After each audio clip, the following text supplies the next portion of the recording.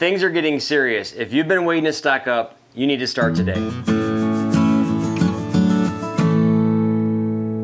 Hey you guys, welcome back to Heartway Farms. I'm so glad you're here with us today. We're just sitting down talking, but before we get started, make sure you head over to heartwayfarms.com and check out all of the fun things we have over there on the website. The girls make handmade, homemade things, and we wanted to offer all of those things to you guys as well. So go check it out, and we appreciate you guys. Also, hit that subscribe button. I'm telling you right at the beginning, just coming up in the next 2 weeks, we're gonna have an Aldi stock up video, and we're gonna have an Azure standard video. So you guys are not gonna wanna miss those. Make sure and hit that subscribe button so you don't miss any of our content.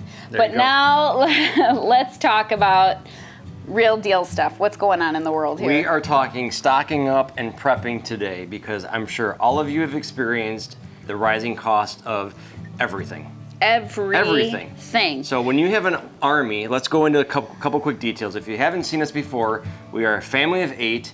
We have 6 growing kids, and they're growing. Yeah. We're 17 down to 7. Yeah, Jules just had her birthday, Yep. so 17 down to 7. Down to 7. And they eat us out of house and home right now. So not really. Not that bad. We're super blessed though. We have the 14-acre property here. We do homesteading, we do farming, we do prepping, and all that type of stuff. So if you're new here, welcome. We're so glad you're here, and we're thankful to have you as a part of the Heartway Farms family. For sure. And we just appreciate all the support. You guys are really the best. And I'm thankful that we get to sit down and have these talks with all of you because it's kind of like we're sitting across from each other, you know, like in our dining room here, and just talking about real life stuff, like what's going on. So I give you the background because I feel like there's a lot of people who, they start hearing some of the stats, the numbers, and the way that we stock up on things, and they go, oh my, that's a lot. Well, there's a lot here. And they think we're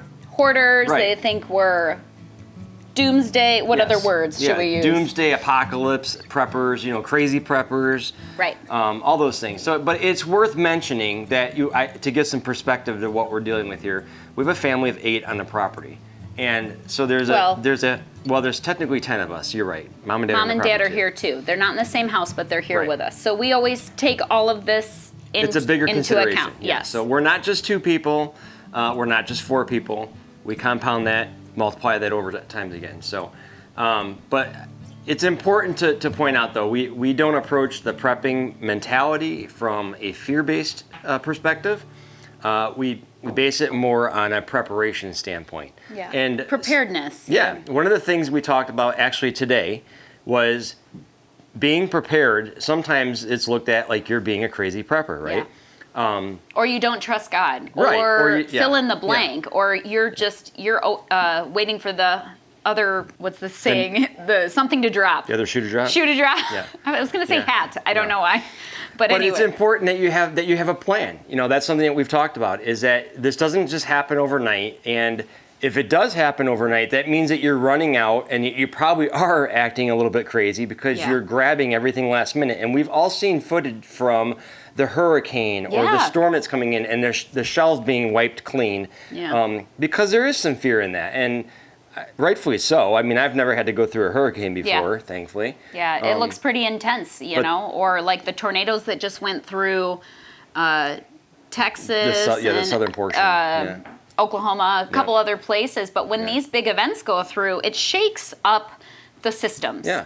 It shakes up people's plans, and it shakes into the core. And you realize, like, maybe suddenly you don't have electricity, or you don't have access to your normal grocery store, and suddenly you're like, okay, my routine is disrupted. You know, we've talked about supply chain disruptions, and that comes into play when these things come up, for sure. So let's go back into this real quick here. So the being prepared, how do you prepare, and what's the mentality?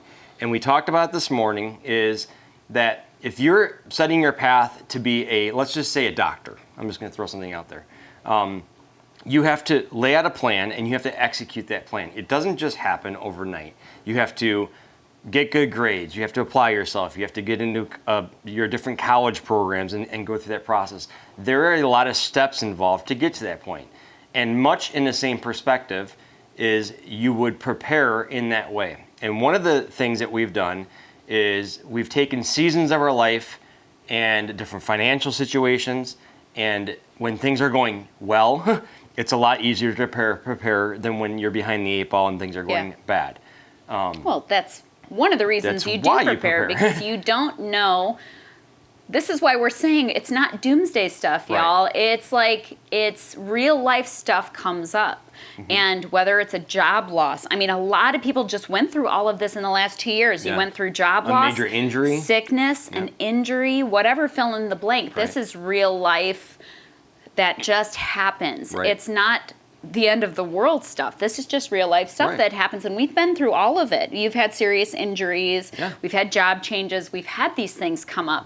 And super blessed that we were able to have some foresight and some preparedness mindset, and you never like arrive at this point. It's kind of like going back to like, are you ever really truly ready to have kids? No, you're not. You never have enough money. You never have the house set up how you want it to, and once it's set up how you want it to, it gets destroyed when you get there. And it shouldn't stop you from having kids. No. So it's the same. It is a good comparison, because at some point you just kind of dive in and you do the best that you can with the best tools that you have, and you continue to learn and you continue to grow, and you start with one kid or maybe two, you twinsies out there. So you start slow and you don't, immediately have 6 kids. So you work your way up to it. But when we were talking this morning about these exact things, as Josh already said, because we talk about this together privately too, before the kids get up and it's dark outside and it's, we're having quiet time down here. It's the opportunity to kind of touch base on some of these things, and I can just share maybe some concerns, and he can share some concerns. We can come up with a plan. This is what you were talking about, preparation. Like, if he was saying, if you go to be a doctor, you can't just sit here. You can't sit at your table and pray, Lord, make me a doctor, make me a doctor, make me a doctor, and never do anything. Right. You have to take action steps towards it. And even if those are small steps, they're at least steps in the direction of the vision that you have or the goal that you have. And they're truly daily steps. Yeah. That's what they are. They're daily steps in that direction. Yeah. So one of the things that we did early on is when we started doing this, we started thinking about how we could just slowly chip away and add to the stockpile, add to the extra supplies. And so when Annie would go out shopping or when I would be out doing something, we would grab a couple extra. Some people refer to it as catching your limit. So if you're a fisherman, you know that you can't just go to the pond one day and fish it out and take all the fish and throw them in the freezer, because you won't be able to go back to that pond and get more fish. They won't grow very well. So you don't go to a store and wipe it clean. You just go and you get a few items so that you're stocking up slowly and surely, and you're not just depleting everything in sight there. So you're not a crazy hoarder prepper when you just have that plan that you start to execute. So that would be one of the first things that we did, is we started doing that. Now, if you've seen our recent videos and you've seen some of the recent things that we are doing, because of the times that we're in, and I'm going to keep talking for a minute. Go ahead. That we have decided to take some extra steps and some more aggressive steps, and I think that many of you would agree with us on this, and that you at least have seen what we're experiencing is across the world, we can say that, the rising cost of fuel and food and everything of necessity is increasing. Whether it's your utilities, it's your fuel that you use to get around, driving around for your job, or the food that you're buying every day.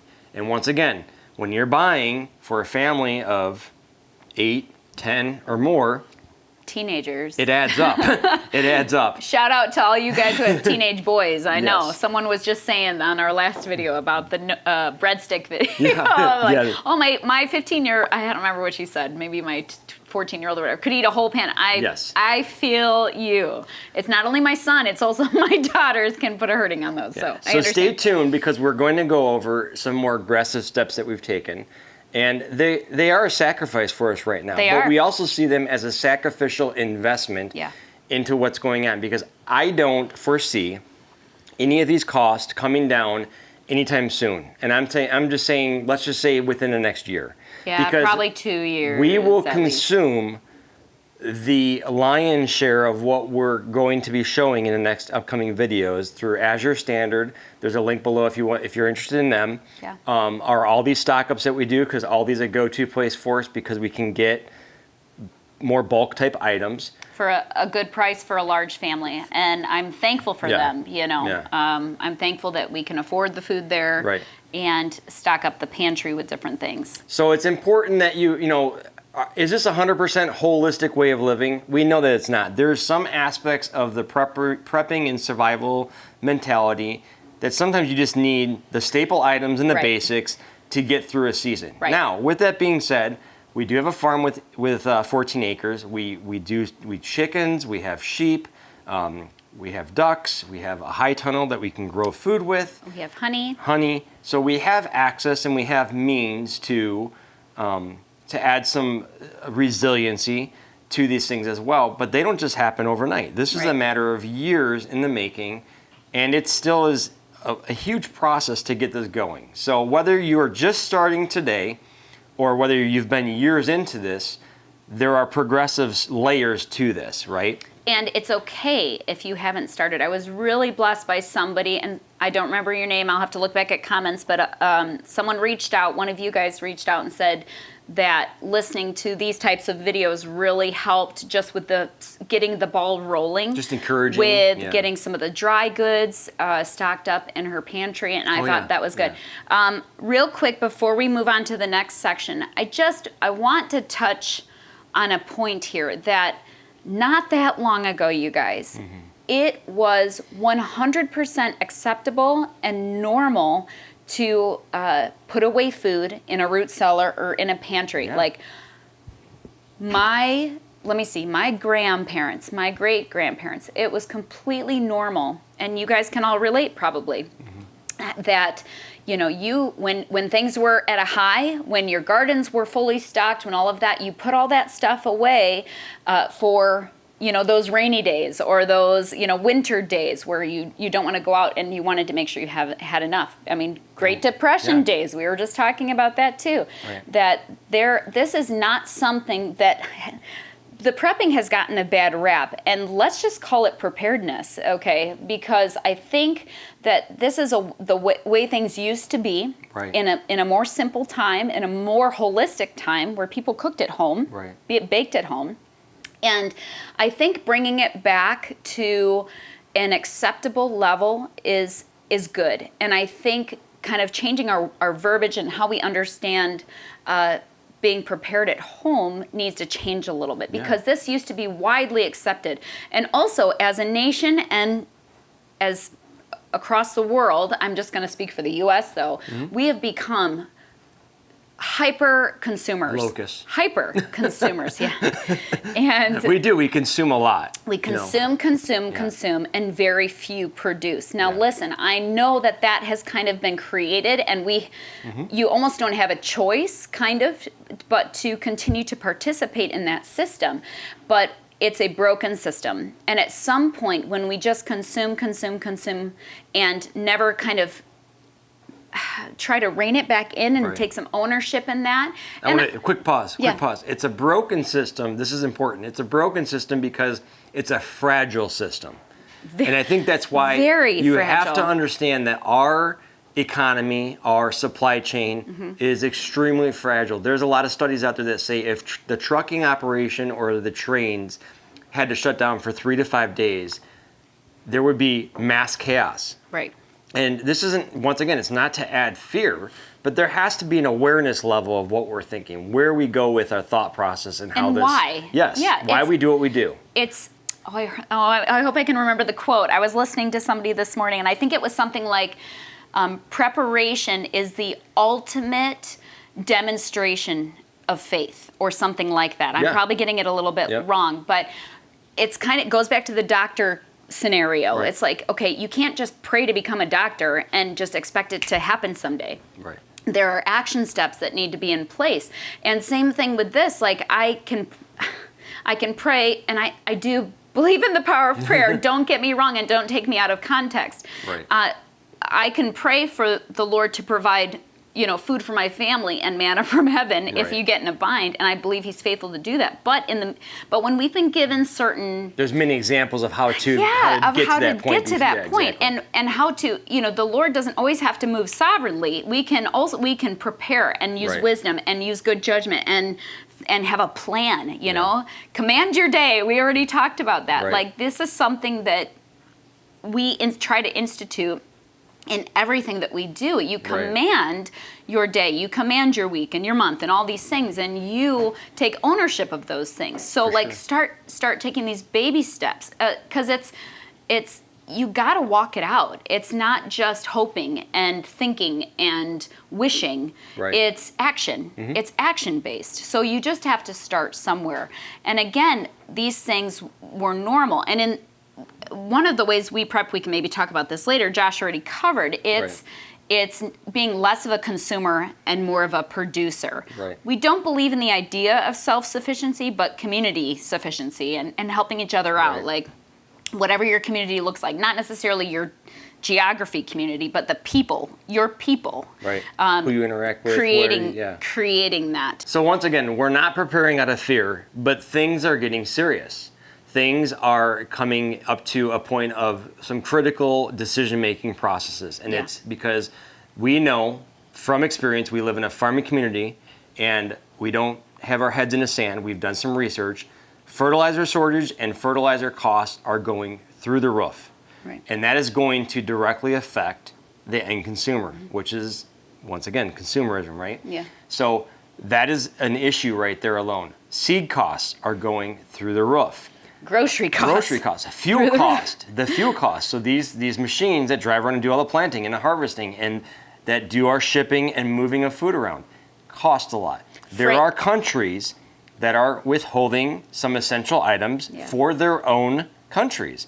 They're making some hard decisions, or maybe they could be selfish, I don't know. But the point of it is that there's supply chain interruptions that are occurring, whether it's in shipping, whether it's in supply chain issues. There are just a host of things that you could go through a list of the different world leaders in different stages of this economy that's going on right now that are making decisions that are affecting you and I on a daily level. So some of the things that we're aggressively taking some moves on are, we just made for us, it was a large order of food from Azure Standard. I think we're in the $550 range if everything goes through how it's going to. Now, once again, I know we're going to get comments of that's a lot of money. How do I do that all at one time? This was a bulk purchase this time. Some of you guys do your monthly grocery shopping at Azure. That wasn't really what this particular one was. This was a stock up, and we will show you that. So stay tuned. You know, upcoming very soon. But this was more of a stocking up video with flours and different things like flour, just essential sugar, baking items essential and things. Staple items. There are predictions, and we don't always listen to predictions, but it's something to consider. And we, if you guys have been following us for any time at all, you know that we bake and cook at home a ton. It's super expensive to try to go out to dinner with a family of 8 right now, and it's even expensive to buy groceries. So as much stuff as we can buy from scratch, in bulk and then make food from scratch, that's what we try to do. If you're new here, make sure you go back and check out our Cooking from Your Stockpile series. The reason why I'm doing that whole series is because, first of all, it's real life. That's what I'm doing. It's how you practically implement and use these things. I'm literally making dinner and you're hanging out with me, but I'm showing you how to cook basic things from your pantry for a very affordable cost, even for a family of 8. You know, it makes it affordable. So there are some realistic things, these projections that they're saying of shortages with grains, with wheat. Obviously, there's a lot of things going on in Ukraine and things going on right now. Well, supposedly these are going to affect us. And so it doesn't hurt to have these items in your house. I'm just going to say this. If you have watched our Aldi stock up or our Country Life Naturals stock up, almost all of those items have been used. Nothing. 6 to 8 months period of time. Nothing has gone to waste. All of it has been used, and I've even had to restock some of it. So whoever was, on my last on my last Aldi video, you're never going to go through all that. No, like hoarding or whatever. it's just so funny because it's gone. I mean, Right. we eat at home and we're home all the time. Right. Josh is home a lot, and my kids don't go to school. We eat every meal here. They're homeschooled. They're homeschooled. Yes. They do go to school. They don't go away. So real quick, there's these bulk purchases that you make through like Azure Standard or something of that nature. Then there's the prepackaged prepping, right? There's the prepackaged stocking up. So yeah, there's different types of there's different types of stocking well, up. we're not necessarily getting like Mylar bags and No. trying to keep stuff for 30 years or 20 years shelf stable. Yeah. That's really not the avenue that we're taking because Totally not against it. I'm not against it, but we just haven't gotten to that. We have a small supply that we keep of that, and it's probably how is it 10 years old? Yeah, it's like 10 years old. But I'm going to be honest, just something to check if you guys are prepping in that way. Right. My family members had some of that, and they wanted to test it. Right. During this whole COVID thing, they're like, okay, this is 10 years old or however old it is. It's supposed to last 30 years, I think. Right. And so they're like, let's make a meal out of it. So they opened it up and tasted some of the food, and it tasted metallic. Right. Because it was in the cans. large tin cans. The large cans. It's supposed to last fine, whatever. They tried several things and were They were staple items. Let's were put it that staple way. items. They would They have were- lived off of it, but they didn't enjoy yes, eating it would have kept you alive. So if that's the purpose, if you just want it for like super emergency, go Sure, for it. go But for that it. is not how we do it. Right. But you already talked about kind of like instead of being a crazy, take everything from people. Right. Or fighting Catching people, your limit. Yeah. fighting people in the aisles for the last box of pasta. Just chill. Right. It's gonna be okay, and take some. Right. And don't. And the funny thing is, so when I buy 20 bottles of ketchup or whatever, that to some people, it's one of those things like, you have a large family when every time you go to the grocery store, people think you're prepping. Yeah. But that's just shopping. That's just like normal shopping. Normal operation, yes. Especially when you eat at home. So it's one of those things where like those 20 bottles are gone. Right. So because we use it and we enjoy it and we eat at home. So it goes Right. very quickly, right? So catch your limit. You already talked about that. You said a little bit at a time. So we've done a little bit of time. We've done some bulk purchases. Yeah. And then we're coming into spring here. So Yes. we're going to be growing our own food, and we're going to be putting up that food. We're going to be raising some of our own animals that we're going to be processing our own animals. So there's really, you can break it down to the prepackaged stuff and the bulk items, and then the becoming more sustainable and more resilient is the right word. To buffer and have some of your own supplies. So whether it's some fruit trees, whether it's a kitchen garden, we have a quick example of how to do one of those, and we'll be doing more video on that Yes. as well. But the kitchen garden is just a small space with high density growing some of your own stuff. But the idea behind this conversation is that there needs to be action taken, and in our opinion, it needs to be taken now. And it's not a matter of panic. It's not a matter of we're not going to have food to eat and live. But it costs, once again, go back into the easy facts here. It costs a lot for us to operate. Yes. And if we don't use some wisdom, it's going to cost more for us to operate. So whether this is for a shortage issue or it's for an inflationary issue, it's buffering our family to withstand and to weather the days ahead, because they're not going away quickly. Okay, that's just if you've had your ear to the ground and you've been paying attention to this stuff, the idea is to get out there and to get prepared and to do some of these action steps that will put you in a position to be more resilient in the days ahead. Yeah, and even the last time I went to the store, they are limiting egg purchases because of this bird flu too. Yes. So add icing on top of the cake, right? Right. And whether all of the things that you hear, we don't watch the news, but if you watch the news, a lot of it is fake news or fear-based news. If you watch that, you understand it's just one thing after the next, and whether it's true or not, it's still being taught to people. It's still being shared like it is truth, and it will cause issues. So it's something that it would be wise to take those baby steps and not get overwhelmed with it. We are a couple things Josh touched on already. We're growing our own fruits and veggies. If you don't have a homestead, find somewhere where you can buy these things from a small local farmer. So I don't want to leave anybody out. That's not what it's about. There's ways to find your people. We talk about this all the time. The prepackaged stuff, find getting the your farmers. own stuff. Yeah. Yeah. So find your farmers to do fruits and veggies. We are hatching out our own eggs this year instead of buying chicks, because if the bird flu thing is for real, I don't want to lose my whole flock we have a large flock of birds. Right. I don't want to lose them because we bring in sick chicks. So that is one thing to consider. So we're hatching out our own chicks. I'll be showing you 2 different incubators in a future video. We keep rabbits on the property, and we keep them for meat backup and for dog food and cat food. Yeah. It's just real. It's just stuff. Every time I go to the store, every time, I'm not exaggerating, right now, costs are up.